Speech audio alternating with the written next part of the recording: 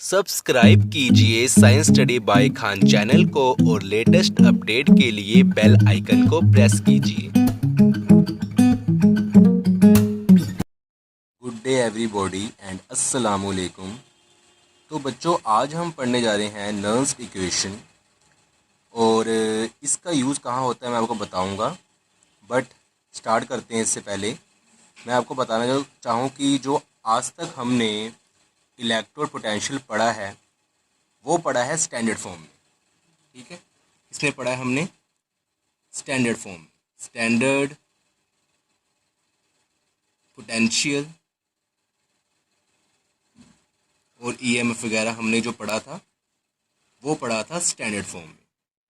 तो ये जो स्टैंडर्ड फॉर्म एक्चुअली क्या होती है, इस फॉर्म में ये होता है कि अगर कोई रिएक्शन हो रही है तो उस सिस्टम का जो टेम्परेचर है वो होगा 25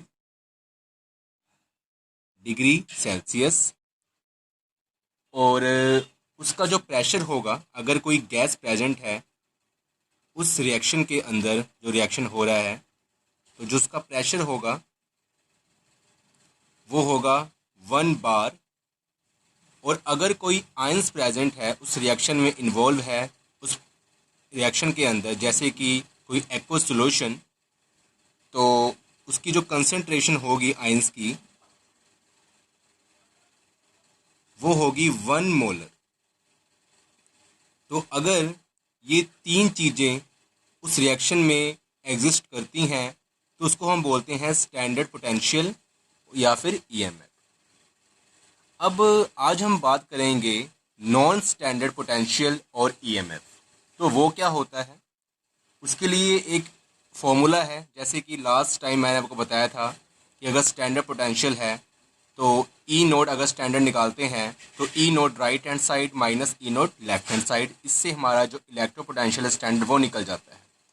अगर नॉन स्टैंडर्ड कंडीशन है, नॉन स्टैंडर्ड पोटेंशियल हमने पता करना है, उसके लिए जो हमारा फॉर्मूला है वो है E naught equal to E naught standard. अगर ये ई नोट आप यहाँ नहीं यूज़ करते तो यहाँ पर ओनली ई यूज़ करो, क्योंकि ये स्टैंडर्ड फॉर्म में नहीं है। ये क्या है, ये नॉन स्टैंडर्ड फॉर्म में है। E equal to E naught minus R T upon N F natural log Q, ये इसका फॉर्मूला है नॉन स्टैंडर्ड का। इसमें जो ये ई नोट है ये तो स्टैंडर्ड इलेक्ट्रो पोटेंशियल है, ये ई है ये क्या है, non standard electro potential. R क्या है, आर हम लिखते हैं, आर है गैस कांस्टेंट, गैस कांस्टेंट। इसकी जो वैल्यू होती है वो होती है 8.314 जूल पर केल्विन पर मोल। ओके, उसके बाद है टी, ये है टेम्परेचर इन केल्विन। एन क्या है, numbers of electrons involve in the reaction और प्रेजेंट इन द सेल। तो ये हमने कैसे पता करना है, तो स्टूडेंट इसके लिए हम एक एग्जांपल लेते हैं। पहले लिख लेते हैं एन क्या है, नंबर ऑफ इलेक्ट्रॉन्स। अब जैसे कि एक मैं लेता हूँ हाफ सेल, तो उसके द्वारा आपको बताता हूँ कि ये हमने कैसे करना है। जैसे कि मैंने यहाँ एक एग्जांपल लिया कि मैंने नंबर ऑफ इलेक्ट्रॉन्स मैंने बताना है कैसे। तो मैंने लिया Mg आयन, Mg2 पॉजिटिव, और इससे मैं बना रहा हूँ Mg सॉलिड, मैग्नीशियम सॉलिड। तो ये तो एक्वस सॉल्यूशन है, इसका एक्वस स्टेट है, ये है सॉलिड स्टेट। ये कैसे बना, इसका हो रहा है reduction, means gain of electron. इसने 2 इलेक्ट्रॉन गेन किए और ये Mg सॉलिड फॉर्म में कन्वर्ट हो गया। तो इस केस में जो N की हमारी वैल्यू होगी वो होगी 2। ये तो हमारा हो गया हाफ सेल। अगर हम बात करते हैं फुल सेल की, लाइक दैट, हम बात करते हैं, एक और एग्जांपल लेते हैं हम, जिंक, जिंक 2 पॉजिटिव, इसका हो रहा है oxidation. Copper, I am sorry मैं ले लेता हूँ यहाँ पर सिल्वर, तो इजी रहेगा। Silver positive and silver. अब इसके बाद हमने क्या करना है, सबसे पहले इसकी हमने रिएक्शंस लिखनी है। तो मैं दिखाता हूँ। रिएक्शन जैसे जिंक है, अगर इसका ऑक्सीडेशन हो रहा है तो ये क्या कर रहा है, 2 इलेक्ट्रॉन लूज कर रहा है। यहाँ पर क्या है, सिल्वर पॉजिटिव, इसने 1 इलेक्ट्रॉन एक्सेप्ट किया और ये सिल्वर सॉलिड में कन्वर्ट हो गया। ये एक्वस स्टेट है आयन वाली, ये जिंक की सॉलिड स्टेट है और ये जिंक की एक्वस स्टेट है। मैंने आपको पिछली बार लेक्चर में बताया था कि हमने ऊपर और नीचे जो इलेक्ट्रॉन नंबर है वो हमने इक्वल करने होते हैं। तो ऊपर अगर 2 इलेक्ट्रॉन है, नीचे 1 है, तो हम 2 के साथ मल्टीप्लाई कर देंगे सारी इक्वेशन नीचे, तो ये हमारा हो गया इक्वल। अब हम इसको रिएक्शन को लिखते हैं। 2 इलेक्ट्रॉन से 2 इलेक्ट्रॉन कैंसिल, यहाँ रह गया जिंक सॉलिड स्टेट में और 2Ag पॉजिटिव एक्वस स्टेट में, फिर जिंक आयन एक्वस स्टेट में एंड 2Ag सॉलिड स्टेट में। तो स्टूडेंट इस रिएक्शन में क्या हुआ, यहाँ पर इसने 2 इलेक्ट्रॉन लूज किए और 2 इलेक्ट्रॉन यहाँ पर सिल्वर ने एक्सेप्ट किए। जिंक ने 2 इलेक्ट्रॉन लूज किए, सिल्वर ने 2 इलेक्ट्रॉन एक्सेप्ट किए, सिल्वर आयन ने। तो यहाँ पर जो N की वैल्यू होगी वो होगी 2। तो एक ये एग्जांपल होगी फुल सेल के लिए और जो ऊपर वाली थी वो होगी हाफ सेल के लिए। अब बात आती है यहाँ पर F क्या है, तो F हम देखते हैं। तो F की जो वैल्यू है इसको हम बोलते हैं फैराडे कांस्टेंट। फैराडे कांस्टेंट, इसकी वैल्यू होती है कि 1 मोल इलेक्ट्रॉन के ऊपर चार्ज कितना है। 1 मोल इलेक्ट्रॉन के ऊपर चार्ज कितना है, और वो चार्ज होता है 96500 कूलम। तो ये फैराडे कांस्टेंट की वैल्यू है। अब बात आती है कि जो हमने ऊपर पढ़ा है ये Q क्या है। तो स्टूडेंट में जो Q है ये मैं बता दूं आपको, इसको हम बोलते हैं रिएक्शन क्वेश्चन। रिएक्शन क्वेश्चन, तो इसको हम कैसे फाइंड करेंगे, अब हम वो देखते हैं। रिएक्शन क्वेश्चन को इसको हम कैसे फाइंड करेंगे। अब मान लो इसको हम एक एग्जांपल के थ्रू मैं आपको समझाऊंगा तो आपको अच्छे से समझ आएगा। जैसे कि कोई रिएक्शन है हमारी A + B + C and D + E। अगर इसका हम रिएक्शन क्वेश्चन निकालें तो वो आ जाएगा, जो इस तरफ है प्रोडक्ट, इसका concentration means concentration of D into concentration of E and concentration of A, concentration of B and concentration of C। ये जो ब्रैकेट है चौरस C, इसका मीन क्या है, कंसंट्रेशन। ठीक है, ये जो ब्रैकेट है चौरस C, इसका मीन क्या है, कंसंट्रेशन। तो हम कंसंट्रेशन ना लिख के हम ये ब्रैकेट पा देते हैं चौरस C। अब अगर यहाँ पर ये 2 मोल है D, यहाँ पर ये भी E भी 2 मोल है, या फिर ये 3 मोल है C, तो ये हम कैसे लिखेंगे। तो इसका ये हो गया अपना स्टोइचोमेट्रिक कोफिशिएंट हो गया। तो ये हम लिखेंगे, इसको स्क्वायर पा देंगे ऊपर, यहाँ भी स्क्वायर पा देंगे, और यहाँ पर C के आगे है तो इसका स्टोइचोमेट्रिक कोफिशिएंट यहाँ पर हम C के ऊपर इसकी पावर लिख देंगे। और ये सिर्फ हम लिखेंगे अगर ये एक्वस और ये गैस स्टेट में है तो अगर ये जैसे कि A है, ये हमारा सॉलिड स्टेट में है, तो इसको हम नहीं लिखेंगे। ओनली सॉलिड केस में हम उसकी कंसंट्रेशन नहीं लिखेंगे। गैस में हो या फिर लिक्विड स्टेट में हो, एक्वस स्टेट में हो, तो उसकी हमने कंसंट्रेशन लिखनी है। और अगर आगे उसके 2 मोल 3 मोल 4 मोल लगे हो तो उसका स्टोइचोमेट्रिक कोफिशिएंट हमने लिखना है उसकी स्क्वायर पा के। और अगर वो सॉलिड स्टेट में है कोई प्रोडक्ट हमारा, बेशक वो रिएक्टेंट का हो या प्रोडक्ट का हो, तो वो हमने नहीं लिखना। ठीक है, वहाँ पर हम क्या लिखेंगे, 1 लिखेंगे ओनली। अब हम आगे बात करते हैं, एक एग्जांपल लेते हैं। तो अब हम लेते हैं एक हाफ सेल की रिएक्शन, उसका हम देखते हैं कि जो क्वेश्चन क्या आता है, रिएक्शन क्वेश्चन। जैसे कि हमारे पास ये एग्जांपल हम लेते हैं कि हमारे पास जिंक आयन है ये एक्व स्टेट में पता है कि जो आयंस की फॉर्म है वो एक्व स्टेट में होती है, और हमारे पास जिंक है जो सॉलिड स्टेट में है। तो इसका रिएक्शन क्वेश्चन क्या हुआ, वो होगा, देखो जैसे कि जो हमारा प्रोडक्ट है ये हम लिखते हैं ऊपर, तो ये क्या है सॉलिड स्टेट में है, तो यहाँ पर हम इसको नहीं लिखेंगे, वहाँ हम लिख देंगे 1। और नीचे क्या है हमारा, ये एक्व स्टेट में है जिंक आयन, तो इसको हम यहाँ से ब्रैकेट पा के 84 हम लिख देंगे, इसका होगा कंसंट्रेशन ऑफ जिंक आयन। अब ये तो जो हमारी एग्जांपल हुई ये हुई हाफ सेल की। अगर हम लेते हैं एक फुल सेल लाइक दैट, हम लेते हैं zinc plus 2Ag positive, and अगर ये इलेक्ट्रॉन एक्सेप्ट और लूज करके तो ये क्या बनेंगे 2Ag प्लस जिंक 2 पॉजिटिव। तो इस अपना बच्चों यहाँ पर क्या है कि जो ये जिंक है ये क्या है सॉलिड स्टेट में है, ये सिल्वर आयन है ये है एक्व स्टेट में है, ये सिल्वर ये सॉलिड स्टेट में है, और ये जिंक 2 पॉजिटिव ये एक्व स्टेट में है।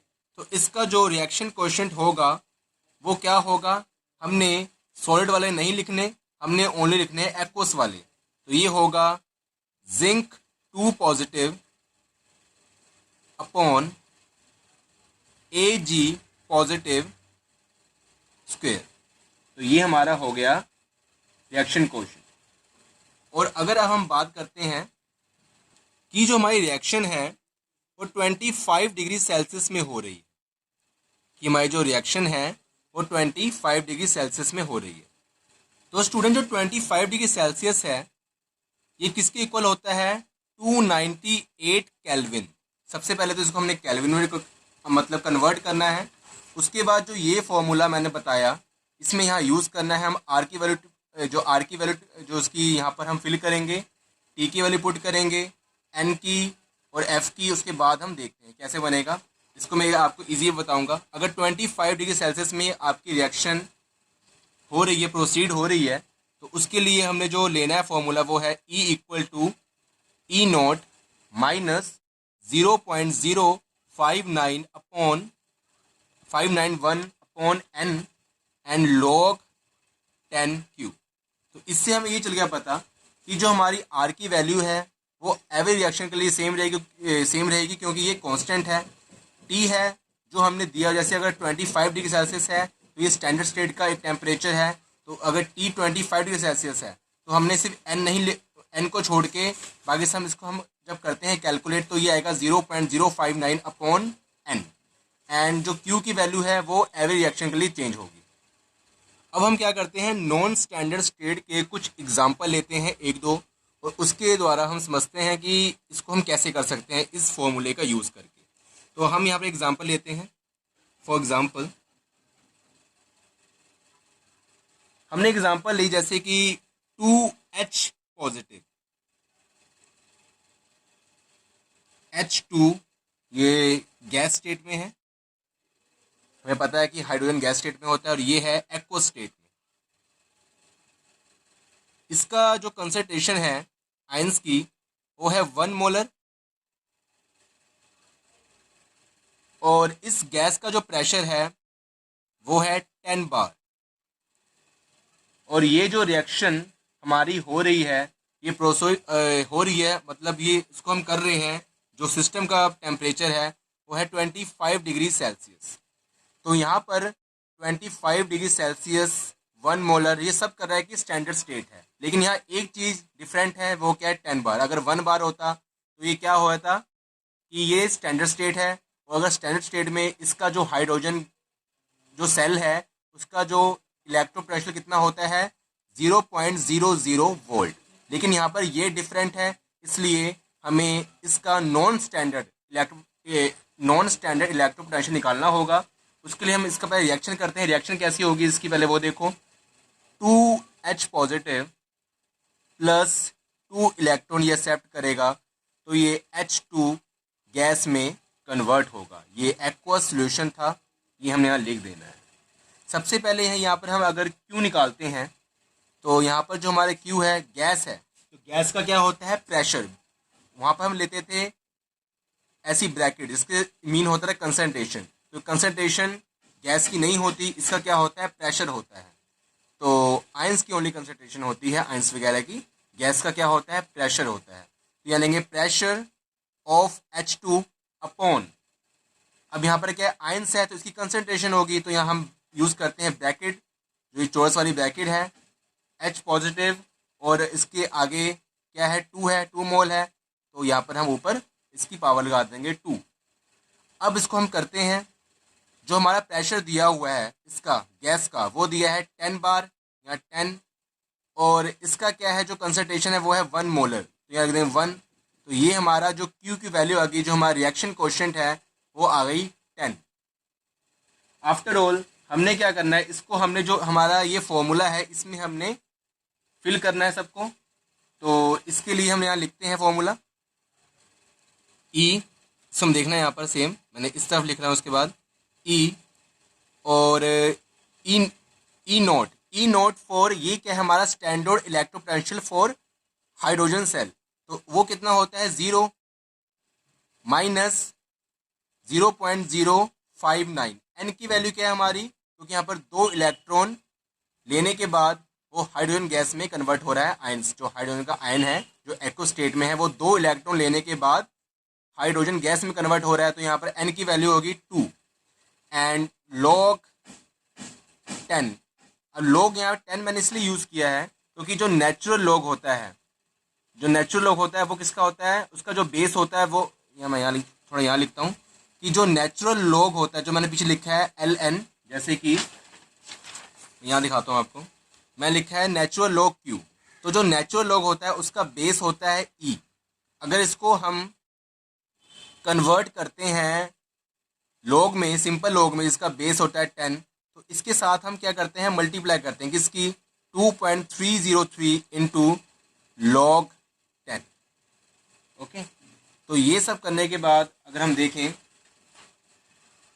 तो जो हमारी वैल्यू आएगी हमारी, वो आएगी log 10।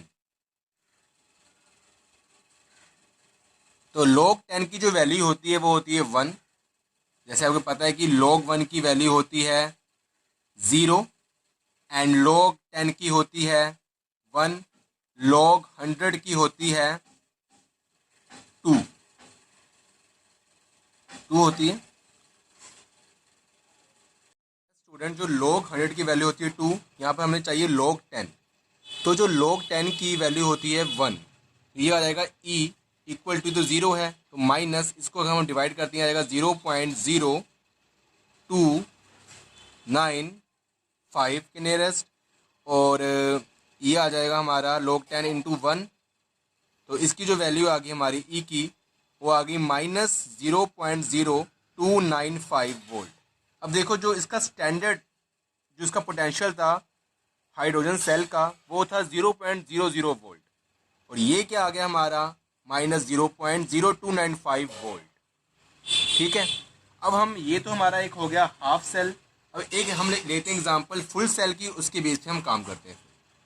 तो स्टूडेंट, हमें यहाँ एक सेल दिया है, इसमें क्या है, जिंक का ऑक्सीडेशन हो रहा है, और उसकी जो एक्वस फॉर्म है, जिंक के जो आयंस है उसका जो कंसंट्रेशन है वो है 0.01 मोलर, एंड जो कॉपर आयंस है उसका जो कंसंट्रेशन है वो है 0.1 मोलर।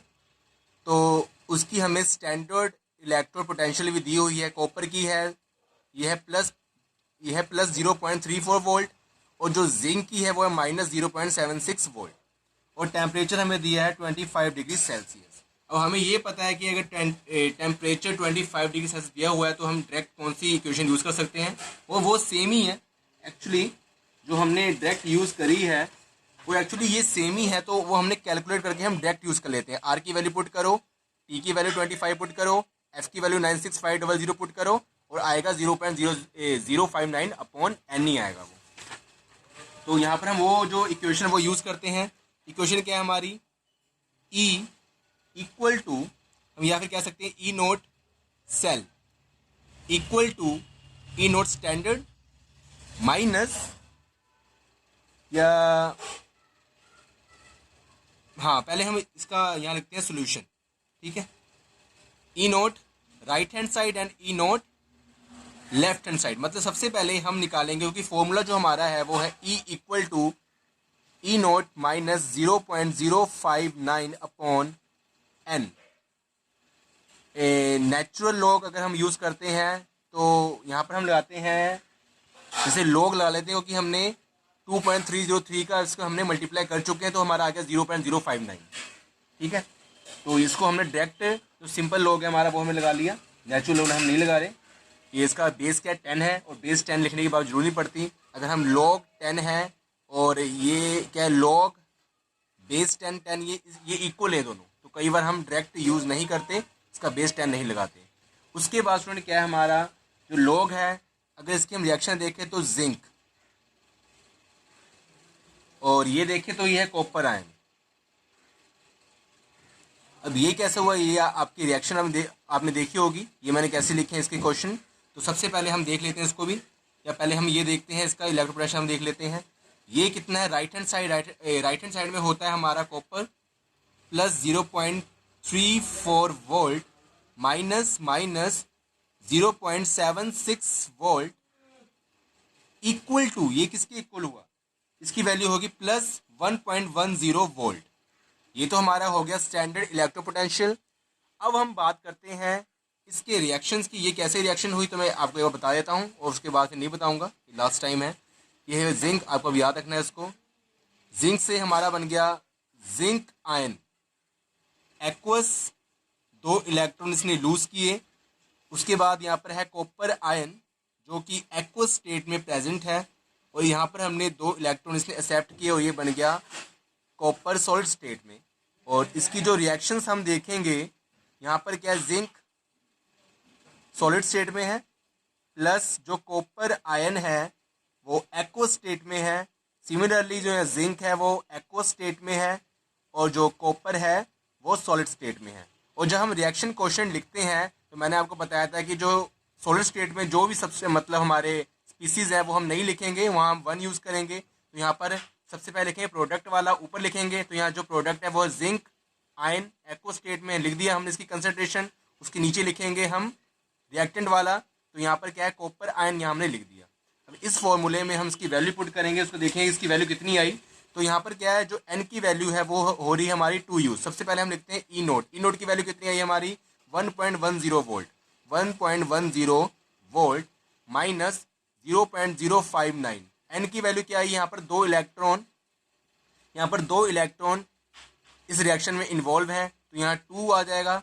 उसके बाद आएगा लॉग, और जिंक आयन का जो कंसंट्रेशन वो कितनी है, तो ये हमें गिवन है 0.01 अपॉन, और जो कॉपर आयन की जो कंसंट्रेशन है वो है 0.1। अब इसको हम कैंसिल करते हैं तो ये आ जाएगा 1.10 माइनस 0.0295 एंड लॉग 10 की raise to power 1, 10 raise to power -1। और जो लॉग की प्रॉपर्टी होती है कि अगर मैं यहाँ लिख देता हूँ लॉग की प्रॉपर्टी कौन सी होती है, कि अगर लॉग 10 की पावर n है तो उसकी प्रॉपर्टी होती है n log 10। तो ये जो अगर हम आगे ले आएंगे तो ये बन जाएगा E 1.10 minus 0.0295 into -1 into log 10। log 10 की वैल्यू होती है 1, log 10 की वैल्यू होती है 1, तो यहाँ हम वैल्यू पुट करते हैं 1.10 माइनस 0.0295 माइनस माइनस प्लस, ये तो हो गया 1, ये तो हो गया 0.0295, और इसकी जो वैल्यू होगी वो आएगी 1.1295 वोल्ट। तो इसके बेस पे आज हम नर्नस्ट इक्वेशन पे जो बात करेंगे वो हमने यहाँ तक हम इसको करते हैं ख़त्म, और आगे हम इंशाल्लाह फिर मिलते हैं। तो खुदा हाफिज़, गुड बाय।